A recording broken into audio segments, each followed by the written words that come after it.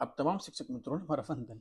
1986ની રાષ્ટ્રીય શિક્ષણ નીતિનો આ એક બહુ જ નાનકડું જે છે આજનું ચેપ્ટર આપણું રહેશે, કેમ કે આપણે પ્રશ્નોત્તરી સ્વરૂપે જે છે એ જોવાનું છે. જો આપમાંથી કોઈ મદદરૂપ મને થઈ શકો અથવા આપને મદદરૂપ થવું છે મને, તો મારી એક આપને રિક્વેસ્ટ છે કે જરા કોમેન્ટમાં મને એક મેસેજ કરજો, તો હું આપનો સામેથી એપ્રોચ કરીશ.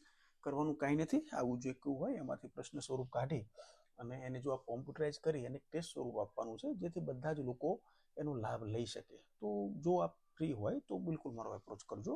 આપણે કંઈક સાથે મળી અને કંઈક વિદ્યાર્થીઓને ઉપયોગી, શિક્ષક મિત્રોને ઉપયોગી કંઈક આપણે કરશું. તો ચલો ઝડપથી પ્રશ્નોત્તરી જોઈએ. બહુ નાનકડો વિડીયો બનવા જઈ રહ્યો છે આજે. શિક્ષક પ્રશિક્ષણ સંબંધિત NEP 1986 નો પ્રાથમિક ઉદ્દેશ શું હતો? આપ લોકોને મારી એક વિનંતી છે કે જો આપ જસ્ટ વાંચજો, હું થોડો ઝડપથી જઉં છું, પણ આપ પૌઝ વિડીયો કરજો, જેથી આપને જરૂર પૂરતો જ સમય આપ જે છે એ લો.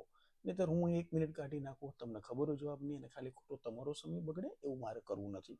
તો હું જસ્ટ એક અહીંયા આપણે પ્રશ્ન રાખીશ, તમે વિડીયો પોઝ કરી અને નીચે જોજો. હું ઝડપથી એનો નીચે જે છે જવાબ આવી જશે એ રીતે શો ઓફ કરી દઈશ કે એનો જવાબ છે. એ સિવાય આના સિવાય બીજા કોઈ પ્રશ્ન જવાબ બનતા હશે તો આપણે છેલ્લે બનાવશું.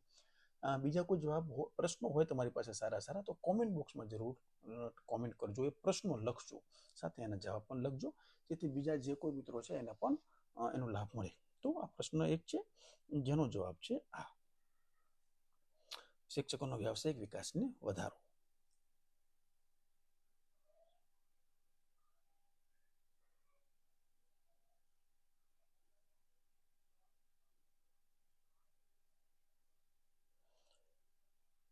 નંબર 2 પ્રશ્ન આ છે: રાષ્ટ્રીય સ્તરે NEP 1986 ના અમલીકરણની દેખરેખ માટે કઈ સંસ્થા જવાબદાર હતી?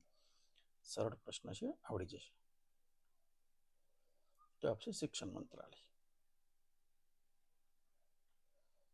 NEP 1986 એ માધ્યમિક સ્તરે શિક્ષણના માધ્યમ અંગે શું ભલામણ કરી હતી? તો આ તો ચોડાઈ ગયેલો પ્રશ્ન કહેવાય, આવડશે જ.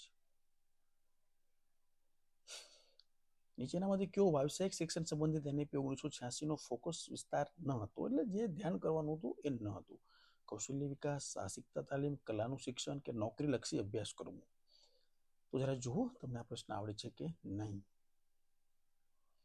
જેનો જવાબ છે કલાનું શિક્ષણ. જો નોકરીલક્ષી અભ્યાસક્રમો તો હતા જ, કેમ કે શેની વાત છે? વ્યાવસાયિક શિક્ષણ. NEP 1986 માં ફરજિયાત શિક્ષણની ભલામણ કરેલ અવધિ શું હતી? બહુ સરળ પ્રશ્ન છે, આવડી જશે.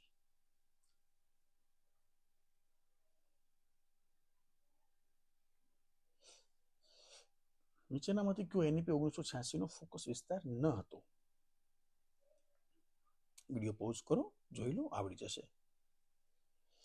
સંશોધનમાં આંતરરાષ્ટ્રીય સહયોગ પર ભાર.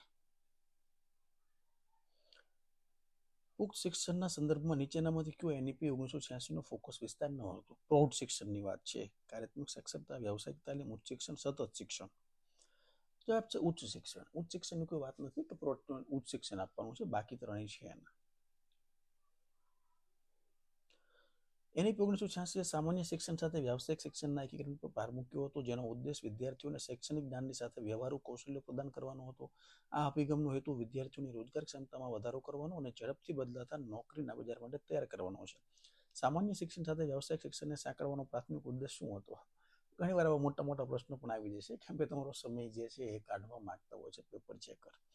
તો જસ્ટ આના વાંચી લો, વિડીયો પોઝ કરો, આપણે આગળ વધીએ છીએ. જવાબ છે શિક્ષણ પ્રત્યે વધુ સર્વગ્રાહી અભિગમને પ્રોત્સાહિત આપવા.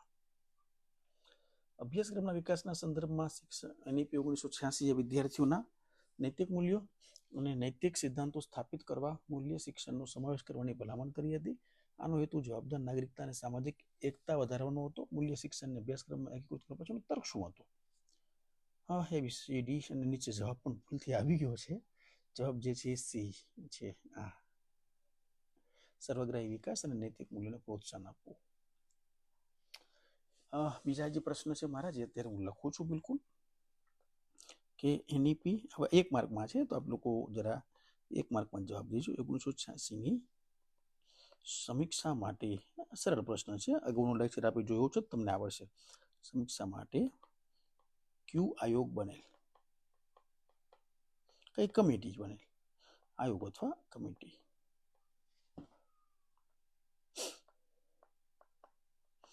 જનાર્દન રેડ્ડી કમિટી નું કામ શું હતું?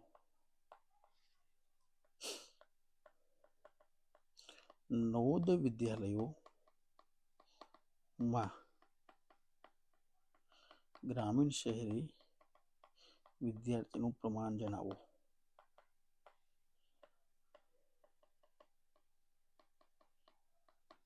તો બસ આ પ્રશ્ન 3 છે તમારા. એ જસ્ટ કહેવાય કે તમારા હોમવર્ક માટે છે. નાના જવાબ કોમેન્ટ બોક્સમાં જરૂરથી લખજો મિત્રો. બહુ નાનકડો વિડીયો છે, તમારો સમય હું ક્યારેય નહીં બગાડું, નેવર એવર. ચલો મળીએ છીએ હવે એનઈપી 2020 છે. જબરજસ્ત આપણો કોન્સેપ્ટ જે છે અહીંયા 59, 86 અને સમગ્ર એનઈપી 2020 જે છે એ વ્યવસ્થિત રીતે આપણે પૂરું થાય મારો ફોકસ રહેશે. આ વિડીયો ગમે તો લાઈક કરજો, શેર કરજો, આપના મિત્રો સુધી જરૂરથી પહોંચાડજો. મળીએ છીએ નવા વિડીયોમાં. ત્યાં સુધી જય હિન્દ, વંદે માતરમ, જય જય ગરવી ગુજરાત.